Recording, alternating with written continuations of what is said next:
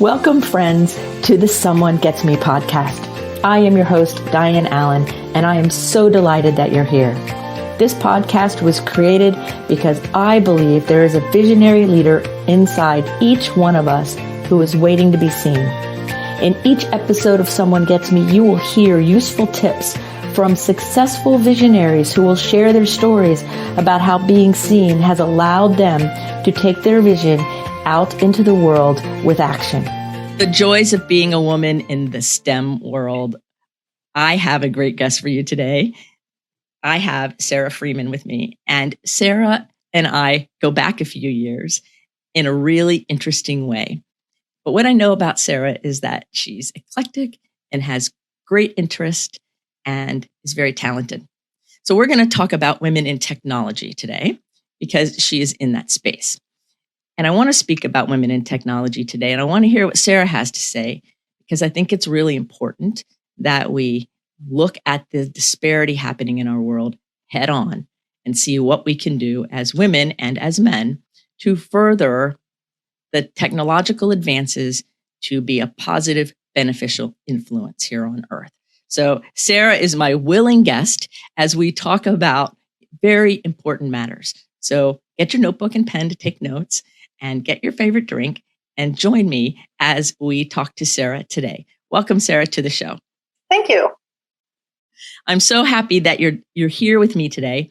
And my first question is, I'm really interested in what first attracted you to the whole technology space. When I was in college, I was a chemistry person. I was a science geek, and nobody could understand why a girl would be in science. I couldn't understand it because I was doing it. But how did it happen for you that you became enthralled with this whole technology part of the world? I love this question. I actually bought my first computer ever about 3 years before I started in the technology space. And I got involved because I was in sales. I was told by my family I should be in sales because I'm a talker, I'm a people person, I'm intuitive. I'm like, okay, I'll go into sales. And I was transitioning. I bought a computer, and I think I did like monster.com or whatever it was back then. And I found this job, and I'm like, well, this looks like fun. You need a degree? I don't have a degree. No problem. I'm going to try it anyway. And I applied, and I made it to the first interview, and I walked in the door, and in the parking lot, there's Porsches and Corvettes and just all these really cool cars, BMWs. And I'm walking, and I'm like, okay, these people must be doing pretty well. And I walk in the door, and there's some crazy music playing on the overhead, and you can hear the excitement on the sales floor. You could hear everybody talking and having a good time. 100% men. So I was the only woman in there. I was the only one in there to interview. And I just thought, wow, this looks like a lot of fun. And I could do this. It's selling. At that point, it was just selling more than it was technology. Right. And as I got hired on there, I wanted to understand what it was that I was selling, which was networking hardware, which is the fabric of what connects the internet. And I was like, after a few years, I was like, wow, I'm not selling technology. I'm selling human connection. Without these parts and pieces that were going through my hands and my orders, the world would not be connected. And that was just kind of, for me, it was like a blessing and a gift. And also my curiosity. I have to know how things work. So I dove in. If I sold something I didn't know what it was or what it did, I had to immediately research and find out what this does, what it is, how it affects, the network, everything. Mm-hmm. And I just kept going further and further and further. And I'm 17 years in. I just had my 17-year anniversary. Oh, that's amazing. See, in the gift world, we call that an intellectual overexcitability, where we get excited by something and we dive down the rabbit hole until we're done with that rabbit hole, or we expand the rabbit hole or whatever. And so, of course, that's how you did it. You mentioned that you're intuitive. And how does intuition play a factor in your technology world? Do they go together, or do you have to separate them? How does it work for you? Because a lot of people that I've talked to said, we can't be intuitive and into technology and sciences. And I disagree. I think it's a vital part. But what's your take on it? Yeah, I disagree with that as well. It's part of my everyday life. So it's hard to delineate what would be non-intuitive. It goes with everything. Most of what I do is have conversations with people, and I get very direct with them. I will tell them that their baby is ugly. If you don't have proper cyber awareness or cyber resiliency or cyber security, if you have a bad network, if there's things that you can happen in your business that can help you along. I can see that from 5 miles away. I can see that from a 30,000 foot view versus where the person that's in it can only see what's in front of their face. And it really helps in the conversations. It helps with like my intuitiveness to take you up on this offer for the podcast interview. I thought, you know what, this is going to be pretty cool and interesting. I'm going to follow that path. And that really is what leads and drives most of what I do. Is I'll see something, I'll see a story about a company, or I'll see something, and I'll somehow already know with that intuitiveness, I'll somehow already know what to talk about when calling. I mean, I could talk all day on that. That's really great. It's that knowingness, like that day that I put out there, I wanted somebody to do the show with me. It was a knowingness, because if anybody would have said, oh yeah, that you're going to find it that way, I would say, well, probably not, but okay. Well, but I knew it would happen that way. Yeah. And I found myself having these intuitive moments of what I call big deals. And I would text my friends and say, pray to the big deal gods. I can feel this. I can see this coming. I don't know what it's going to look like when it gets here, but I know there's something on the horizon that I'll be working on within the next year. That's a pretty sizable opportunity. And I always, in knowing that and having that, it's always so I know when that door opens to walk through it. Yes. Oh, that's excellent. So do the men around you in this technology space, are they intuitive too, or do they admit to it, or how does that work? Or do you notice? No, they do not admit to it. I find it funny that I'll talk about manifestation. I'll talk about intuition in conversations with suppliers, with other, with technology people, with network engineers. And sometimes I get that cross-eyed look. Like, oh, she's a little foo-foo. And sometimes, a lot of the times, I'm seeing more now in the past year than ever before, people leaning in. They want to know more about what I'm talking about, because manifestation, spirituality, and everything that goes along and encompasses that intuitiveness is really on the forefront of society right now. So I see people leaning in. It just happened recently at a Christmas party where I started having a conversation with one person. I ended up with 4 additional people, men coming in to tune in to listen to what I was talking about. So I've really seen a shift in the past year from that cross-eyed, like, whatever, she doesn't know what she's talking about, look to, okay, maybe this person has something to say and I should be listening. Oh, that's amazing. And I'll bet that makes your work feel different to you, from getting all the cross-eyed looks to people being interested. Yeah, it definitely does. It warms my heart to know that people are more open now than they were before. And people are more open to having women in technology in the field than they were before. That was going to be my next question, is how has that been for you? Have you noticed any kind of gender biases or any kinds of issues? And you're blonde, so now you're a blonde female in the technology world. And so how has that ride been? Have you noticed a lot of challenges, or do people just kind of accept you, or how's it been? No, it hasn't been. So one of my favorite points in my story is there was an international trade association that formed the same year I stepped into the technology world. And I was actually part of the formation of that trade association, writing bylaws, ethics, et cetera. And we had our first annual meeting a year and a half after I started in this space. And I remember walking into this meeting. I did not know anybody. It was in Las Vegas. I did not know anybody, but the first thing I noticed that I was one of 4 women in the room, and there were over 200 people there. And so that was a novelty at the time to most people. But then I was an intelligent, powerful woman. And over time, in that portion of my career through the previous businesses, kind of became, I don't want to say a demise, but it became a little bit of an issue. Stepping to the table, I became involved in the board of directors for that trade association. And I started as secretary because that was the role that opened up. And I moved into I went from secretary directly to vice president role. And I started stating my intentions that I would like to become president of the association. I'd like to see some changes made.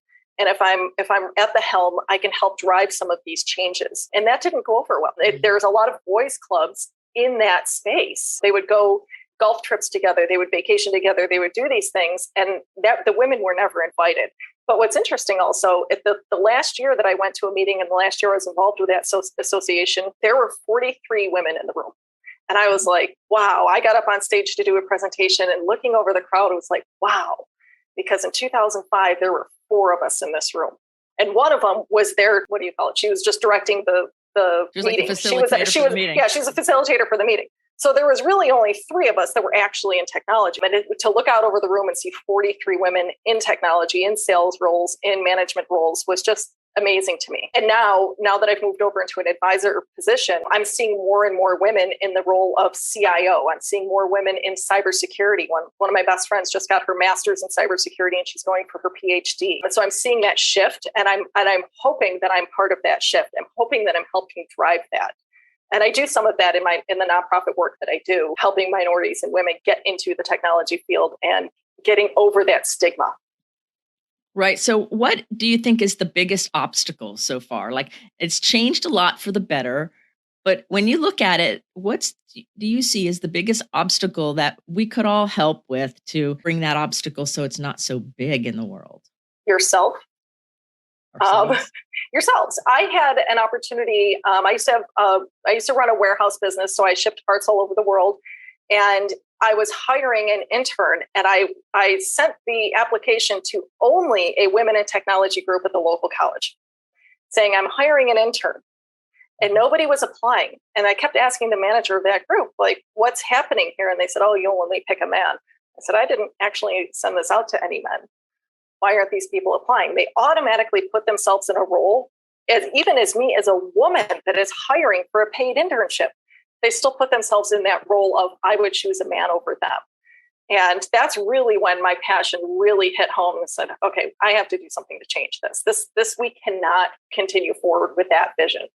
Right. So everybody's so enculturated into the fact that you're going to pick a man first, that the women kind of rule themselves out before they even have the opportunity to step in. Yeah. So what we're saying here is belief systems. We have to really go within and start shifting our own belief systems about our own value and our own worthiness and our own capability, and release the idea of assigning motive to the other person. Right. Exactly. Yeah, I like that. And I want to add to that, there's another part of that. And again, I'm seeing this shift. So as the younger generations come up, there are more women that code, there's more women in technology, there's more women that are gamers. And so they're more accepting. And so I think that the community is just naturally moving in that direction. But if there's something that I can say to the men that listen to this, be more open to the women that are in technology. This isn't a competition. Nobody's smarter than anybody else in the room. We all have our own knowledge sets. So we all bring something to the table, and just be open to that. And please don't say, oh, you're a woman in technology, as if that's a surprise. Right. Exactly. And you don't have to have that look anymore. And, I'm a big one on yes and inclusion, like the more the better, in the sense of all the diverse ideas and autobiographies and worldviews only add, especially when you're a leader in a technology world, or I work with a lot of science people and a lot of musicians, and they're leaders. And the more is better when you really allow that creativity, that genius to show up, in all of its cool ways, whether it's coming through a man or a woman, is it not as relevant as people might want to think it is. Right. Exactly. I agree with that. So if there's a young girl out here listening to us, or maybe a mother of a young girl who is interested in technology, but isn't really sure what to do, or if it's even okay, what would you say to that younger girl, that teenager or early 20s girl that is flirting with it, but isn't quite sure? What can I do to support you?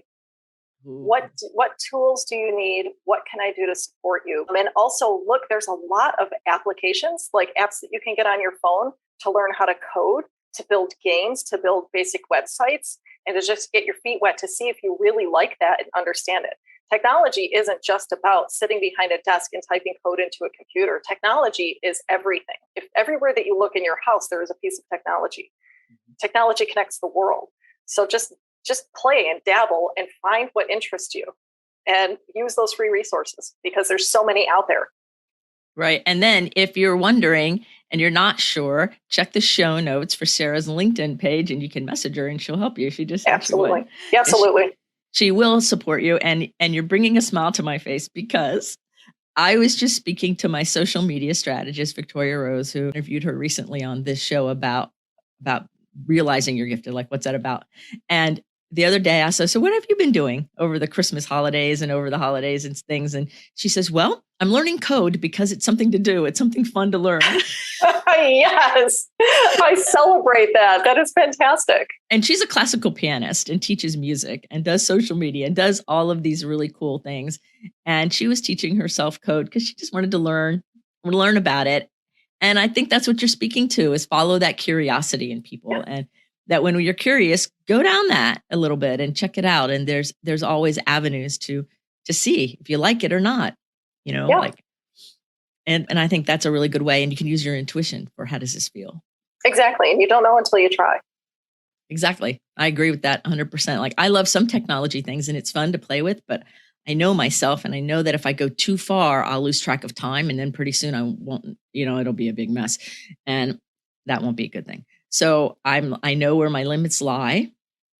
And I so appreciate people who have gone down the rabbit hole further than myself. Can I speak to that a little bit? Yeah. And I would like to, you just reminded me of something that one of my prior business partners' teenage daughter asked me one time. She said, how do you know how to do all these things? Mm-hmm. And because something would need to get done, whether it was a piece of construction, whether it was fitness, whether it was technology, whatever it was, an art project, I would just say, sure, I can do it. And so she questioned that one day, and I said, I don't. I just try. And if I can't, then I find out that I couldn't do it. That's a very short list of things that I found out that I cannot do. But I just go head in first. I'm like, sure, I'll try it. And I think that's really a key to my success in me finding out what I love to do in life. Oh, I think that's so true. I don't know. You probably remember this. Remember, it was several years ago, the audio platform that came out for a while, Blab? No, I don't. I can't remember who did it. It was Periscope was big at the time, and it was at that time frame. And I was a first adopter. I'm like, oh, I want to do that. And I started doing all these little rooms and all these little things. And then it went away. And I'm like, okay, now I'll do the next thing. And I love that curiosity is in my spirit. And I just check out different things, because that's how I've learned and honed into like what really, really floats my boat and what really lights that inner fire in me. And some of it's different than I thought it was going to be. Yeah. And exactly. And you don't know until you try. Right. Exactly. So looking forward, let's look forward a minute here. And your work has a great impact. And what kind of impact would you like to see your work having, including your nonprofit passion projects that you might want to share about? And what do you see as the future impact of the things you're doing today? How are these things going to move forward? Well, there's a few things. First, I'm on a mission of profit with a purpose.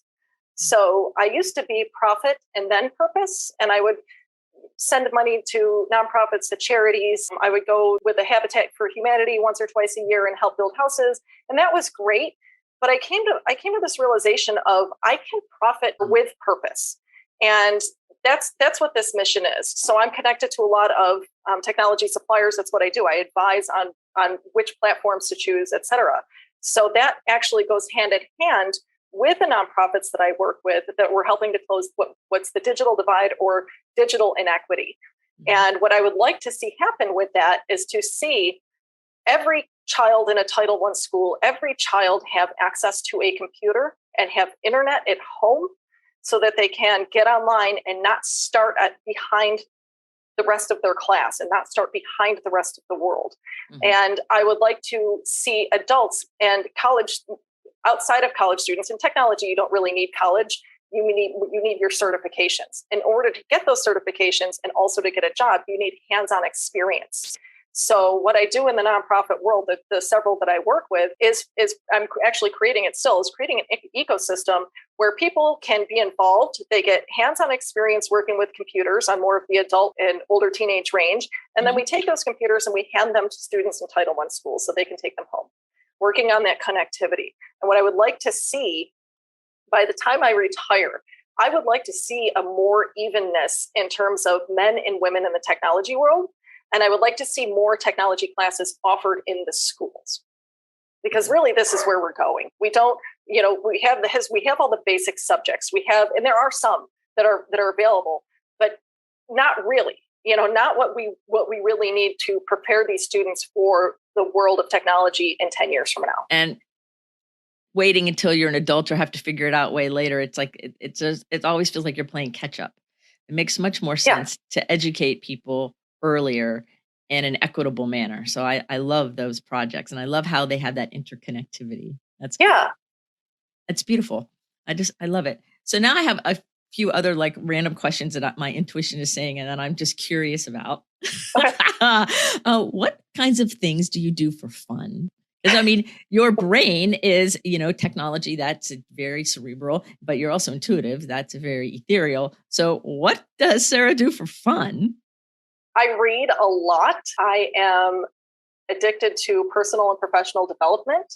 So everything that I read has to do with personal and professional development and other people's stories within that. So that is the main thing of what I do. I love puzzles, but I'm one of those people, if I start a puzzle, I have to finish it. I will dream about it. I wake up thinking about the puzzle until that last piece is in. I do random art projects, as you see with the hilarious painting behind me, just ways to give outlet to my creativity. But I also love being outside. So I hike, rollerblade, anything that I can possibly do outside. If this desk right now could be outside, I would be very happy. It's a little cold here right now for that, but if it could be, I would be very happy just working outside and being outside. Oh, there was another thing, one that I thought of just a minute ago. I like to read reports and dive into statistics, different things, and go down. What really, really, really excites me is when we talk about these rabbit holes, I'll see something that I don't know or understand. And then down the rabbit hole I go. I have to research it. I want to know about it. I will get books on it. I will connect with people that are in that space just to have an understanding of it, just because. It doesn't mean I'm going to do anything with it. I just like to know things. Yeah. So I guess knowledge is fun for me. Oh, yes. I totally am with you on that. It's like, I love to learn things. People go, why are you learning that? I go, because I want to learn it. Right? That's good enough, right? I just want to learn it. It's really fun. So will you share with everybody the story behind the painting and kind of describe it? Because there's an audio version of this podcast. I'm looking at this painting behind Sarah that are these beautiful colors, and it looks like a Southwest kind of sunset thing. And there's this perfect cactus, and he's got a mustache. And it's adorable and it's beautiful. And so if you're watching on YouTube, you can see it. If you're listening on audio, go to the YouTube channel and check out this painting. But tell us a little bit about how this painting happened. And because it's part of your creativity, it's part of who you are. And I think it's beautiful. Okay. And it is funny. So in the 80s, growing up in the 80s, I kept seeing these, I don't know what you would call them, but these knit circles of a depiction of a sunset. And they were usually in these colors, or I would see a painting of a depiction of a sunset, and it was usually in these colors. I'm from Western New York. When the sun sets, it does not look like this. And I thought growing up that, it cannot possibly be that. It does not actually get that purple and red and blue. That's crazy. Then I moved to Arizona, and that's when I started watching the sunsets and the way that the light refracts off the mountains. And by the way, the mountains are what turns purple in the sunset, with that hue of blue just over the mountains, right as the sun is setting, and then those various colors that come above that. And I was like, I have to paint this. I have to do my parody of what I thought was non-existent growing up. And of course, you had to put in the saguaro cactus, and I thought it was missing something. So to me, it was missing that little bit of humor that I like to inject in everything. So cactus with a mustache. I love it. A little bit of a handlebar mustache. Yeah, it's just the handlebar mustache puts it all together. But the first time I saw a sunset, because I was raised on the west coast of Florida, so all of my sunsets were over the Gulf, which was just spectacular and just beautiful. One of my musicians used to say they're surround sound sunsets. Like you can look back, you can look everywhere, and they're beautiful. And the first time I saw a sunset over mountains, and it was out in Arizona, I noticed how purple they got and the blue above it. And I thought it was so majesty, beauty. I could understand some of the songs about it and everything. Yeah. And I'm like, this is different than the water, and it's equally as cool. It's not, one wasn't better than the other, but it was so majestic and so beautiful. And the purple and purple's my favorite color. So I was like, whoa, baby, I've been missing this. I am glad I get to see this now.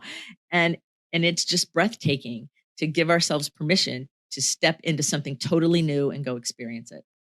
Yeah, exactly. And speaking on that, I used to say that no matter what happens in Arizona, you always have that sunrise and sunset to look to, because no matter what, It is always beautiful every single day. To me, that's like hope and beauty and all wrapped into one.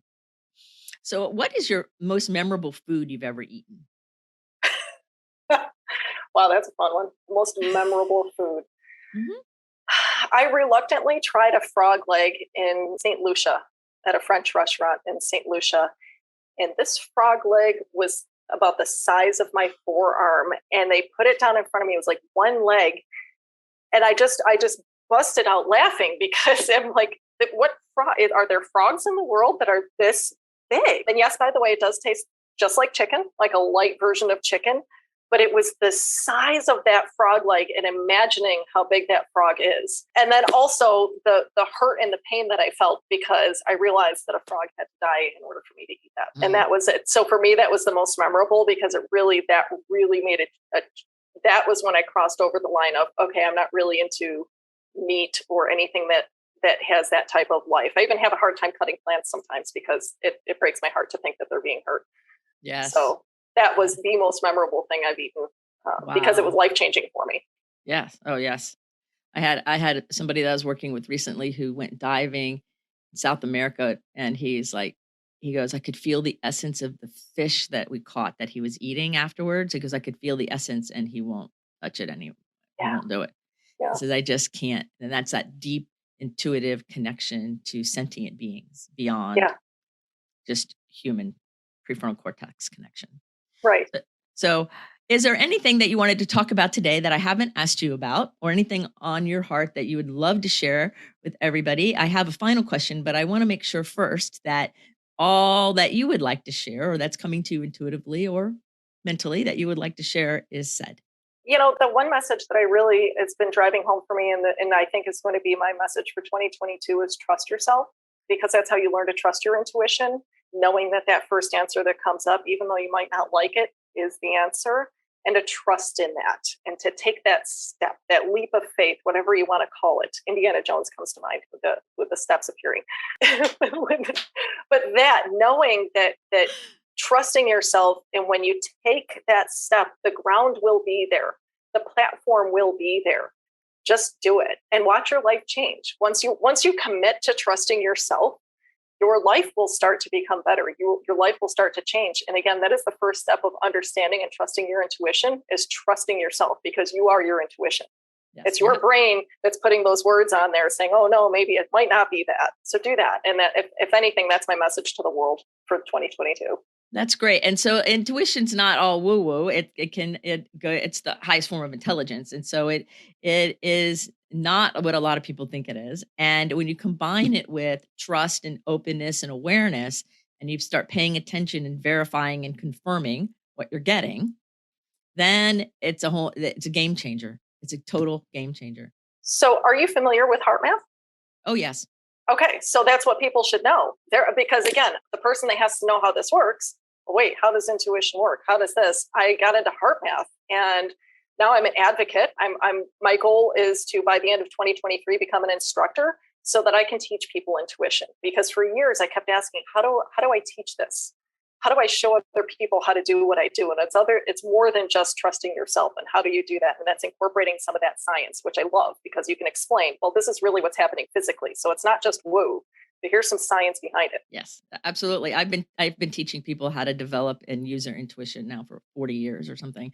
And that's what I do most of the time. And I use a lot of heart math science, and have, like, when they first started really coming out with it years ago, before anybody really knew who they were, I'm like, oh, I love you guys. I love you, because they were bringing forth science that I already intuitively knew was true, but now I had science to go with what I already knew. And I just love it. And I work with some neuroscientists now. And so we talk a lot about science and neuroscience and research and bringing it to the people, and how do you apply it, and all of these different things that a lot of people don't realize what steps happen in the science world in order to bring it out. And then they'll ask me, and I'll go, well, that's good, or that's this. And it's really, really great dialogue to bring it all together. So I like to tell everybody it's a yes and, don't rule out all those beautiful facets of who you are as you go into technology or engineering or a science or anywhere, or music, or it doesn't matter. Bring it all, bring all of you there, because That's where the beauty is. So to add one thing to that, I think it would be fun. And if I ever get the invitation to do so, you are coming with me. So there's the magnetometer, which can measure the energy that we emit from our bodies. Mm-hmm. And I would love to get in front of a magnetometer and play with it. As long as it's safe health-wise, I'm not sure on that, but there's that technology behind it. I'm like, I wonder if we can, increase and dial down our heart emittance, our heart energy, and have that show up on the magnetometer. So that would be really definitely fun. Get a call. We're going on a field trip. I know I can feel it. I can feel that I can do it, but I would love to see the reflection of me doing it, like how that is. That'd be wonderful. Okay. So your last question of the interview, because we are about to go down another rabbit hole that could be a whole nother interview, is there's a billboard we're putting up that the entire world is going to see with your personal message on it. What is that billboard? Ooh, that's an interesting one. It's funny you say that because I have this dream of putting a billboard up, and it might be for spiteful reasons, but I have a dream of putting a billboard up with just my face on it to show people that I've made it, despite the things that have happened in my life. I have a very interesting backstory of how I got to where I am today. But just to put that out there and to see the people that poo-pooed me, the people that did not believe in me, the people that thought that was my demise, and to see, no, I came back out and I'm stronger because of that. That led me to where I wanted to go. And I am happy that it happened. Nobody says they're happy that they're hacked. I'm happy I was hacked. I can have a conversation about cybersecurity on all levels because of that. So my billboard might just be my face with a big smile. But if there was a message, it would still be trust yourself and trust the process, but trust yourself. Trust yourself. I love it. Sarah, thank you so much for being on the Someone Gets Me podcast with me today. This conversation has been amazing. I have goosebumps, and I'm certain I'll have you back on the show because we have more to talk about. Oh, yeah. Please do, because we can talk about, we haven't even covered the nonprofit world. Right. There is so much more. So remember, everybody, to keep your face to the sun so the shadows fall behind you, because you're a rock star. You're here on purpose with a purpose. So go out there and let your beautiful light shine and be that beneficial presence you're meant to be. Until the next episode of Someone Gets Me, be well. Thank you for listening. I trust you gained some valuable inspiration and information. Please join me and other visionaries in the Someone Gets Me Facebook group. Or for more information on my services and additional episodes, visit someonegetsme.com. Again, thanks for listening.